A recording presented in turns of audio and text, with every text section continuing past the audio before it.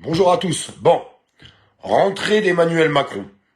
Une rentrée d'Emmanuel Macron, il vient de s'exprimer. Et attention, ça vaut le détour. Alors, vous m'excuserez parce que depuis 2 jours, on fait des lives. Et une fois qu'on finit les lives, ils disparaissent. Et après, les gens ne peuvent pas les partager. Donc, vérifiez bien que vous pouvez partager ces lives. Et s'ils disparaissent, on les republie comme ci, comme ça sur la page. Mais il me semblait qu'on nous avait annoncé qu'à partir du 25, il y aurait d'énormes restrictions sur les réseaux sociaux, d'autant plus pour les gens comme moi, qui sont pas trop en accord avec le gouvernement actuel. Et puis, sur une politique générale en fait actuelle des choses, c'est bizarre, les lives s'évaporent et quand ils retombent du ciel, on ne peut plus les partager, on n'arrive plus à porter notre parole. Eh bien, on va continuer d'essayer de le faire avec vous. Je vous demande juste de vérifier que vous pouvez le partager et j'espère que les gens qui tomberont sur la rediffusion pourront le partager. On verra bien. Emmanuel Macron fait sa rentrée sociale. Les vacances, il a pu se reposer avec ses vacances où on vous rappelle, où ses coups de baignade ont coûté 60 000 € aux contribuables français à chaque fois qu'il allait se baigner, ce monsieur. Oui, parce que moi qui parte en vacances, ça me dérange pas. Ce qui me dérange, c'est de lui payer ses vacances, en fait. C'est juste ça, moi, qui m'emmerde. Bref, passons. Il a eu le temps de réfléchir. Et pour cette rentrée sociale, non, il n'a pas parlé du pouvoir d'achat des Français, non. Il n'a pas parlé non plus du prix du gasoil, non, absolument pas, non, ça ne l'intéresse pas. Il n'a pas forcément non plus parlé de l'emploi et de toutes ces entreprises qui sont en train de mettre la clé sous la porte. En fait, il n'a pas parlé des problématiques des citoyens français. Apparemment, ça ne l'intéresse pas. Non, il nous a parlé de l'Ukraine et du Niger. Alors, ouvrez bien vos oreilles parce que ça déménage. L'Ukraine, alors vous avez vu dans la situation qu'on est aujourd'hui, vous l'avez tous constaté, par rapport à toutes ces augmentations de prix, on ne cesse de le répéter et ça continue d'augmenter. J'étais encore hier sur Fréjus et un monsieur arrive qui est serveur dans un restaurant, me dit putain Olive, j'étais là au moment des gilets jaunes, le gasoil il était à 1,40 €, il est à 2 €, mais putain, il faut que ça y aille. On va en parler en fin de live, restez présents parce que c'est en train de bouger, c'est en train de s'organiser et ça tombe bien avec les bonnes personnes. Eh bien tant mieux. L'Ukraine, il a dit qu'il fallait continuer. Il fallait continuer d'envoyer beaucoup d'argent, beaucoup d'armes, au détriment de qui, ça il l'a pas dit, mais au détriment de nous, puisqu'on a vu toutes les conséquences que ça pouvait imposer à travers tout ça. Et puis, Emmanuel Macron n'a pas eu un seul mot pour ses concitoyens français, mais a eu encore un mot pour le Niger. Vous savez, le Niger, qui a chassé, qu'on le veuille ou non, il faut savoir accepter les choses. Le Niger, à force de se faire dépouiller, qui a mis un gros coup de pied au cul du roi de France, parce que c'est ce qui s'est passé, en lui disant, écoute, maintenant ça suffit, dégage, on ne veut plus de toi, on en a marre, en fait, que tu nous dépouilles. Eh bien, Emmanuel Macron nous a expliqué dans son discours que c'était dramatique, tout ce qui était en train de se passer, que ça allait envoyer le Niger dans la pauvreté. Dans la pauvreté. Mais le Niger est déjà dans la pauvreté depuis des années et des années. On n'arrête pas de le répéter.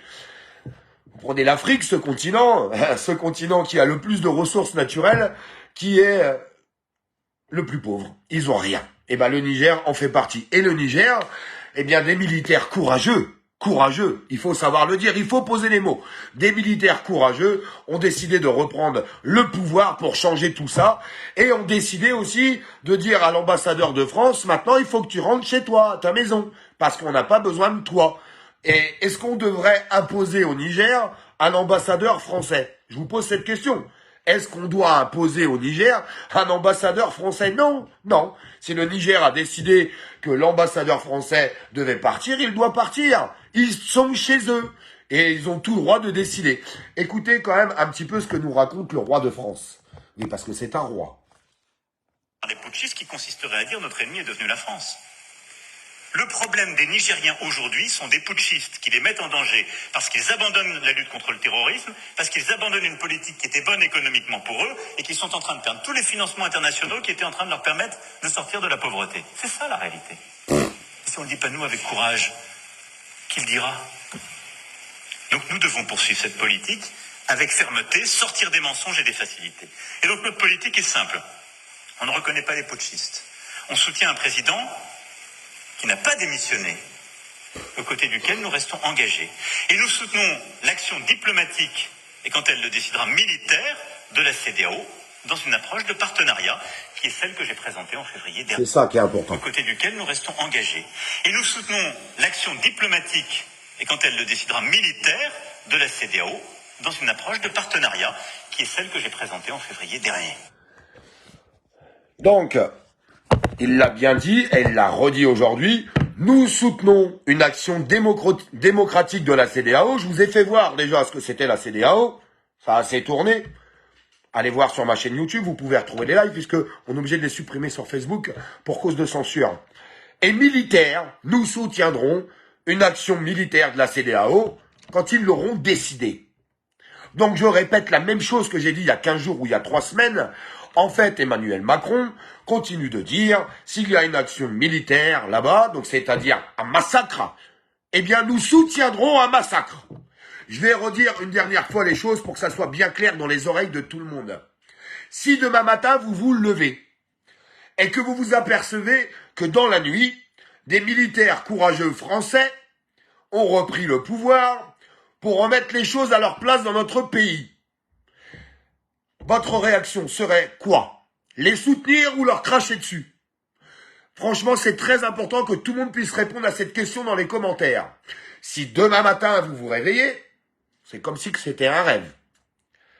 Que vous vous apercevez que les militaires ont viré le roi de France, ont repris le pouvoir pour pouvoir recentraliser tous les problèmes de notre pays, tout ce qu'on est en train de subir, est-ce que vous serez là pour les soutenir ou pour leur cracher dessus?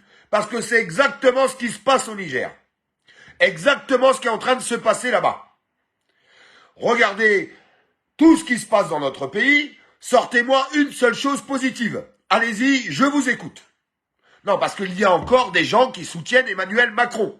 Les mêmes personnes qui ont voté d'ailleurs pour Emmanuel Macron, quand ils étaient interviewés par des journalistes et qu'on leur demandait « Pourquoi allez-vous voter Emmanuel Macron ?» Parce qu'il est beau. Voilà ce qu'ils répondaient. Parce qu'il est joli. Imaginez-vous l'électorat qu'il a. Non, faut savoir le dire. Il faut dire les choses. Donc moi, cette question, je voudrais que tout le monde y réponde. Et s'il vous plaît, merci pour tous les gens qui sont en train de partager ce live, pour que ça puisse se diffuser. Parce que tout le monde en a ras-le-bol. Emmanuel Macron, tu viens de faire ta rentrée. Le roi de France vient de faire sa rentrée. Je pense que tu n'as pas tout à fait compris, ou tu n'as pas pris conscience du mal-être qu'il y a en France. De la colère qu'il y a en France qui est en train de monter. Et cette fronde qui est en train de monter va bientôt s'exprimer. Si tu penses qu'à travers tout ce que tu as pu faire, à travers cette violence d'État, cette violence médiatique que tu as pu amener, si tu penses que les Français vont rester les mains dans les poches en fermant leur gueule, tu te trompes. Parce que les Français, ils en ont plein de cul. Plein de cul. Et je peux t'assurer que tu peux aller dans la rue, demander à 10 personnes s'ils en ont marre ou pas, tu vas voir ce qu'ils vont te répondre. Si tu penses que les Français vont rester chez eux parce que tu as essayé de leur faire peur, tu te trompes. La fronde est en train de se préparer. La fronde va se lever et les Français vont s'exprimer. Et peut-être qu'à ce moment-là, tu vas arrêter de t'occuper de cette politique étrangère avec des gens comme le Niger, en exemple, qui ne veulent pas de toi. Ils en ont ras-le-bol de t'entendre, ils veulent juste plus voir ta façade. Et je le répète, au Niger, ils n'ont rien contre les Français. Ils ont contre les dirigeants français. Comme nous, Français. On en a après nos dirigeants français. Imaginez-vous. Donc j'espère que tout ça, ça va bien se rassembler. Et Emmanuel Macron, je te le répète, la colère française, tu vas bientôt l'entendre. Parce que les gens, ils en peuvent plus. La coupe, elle est pleine et la corde va casser.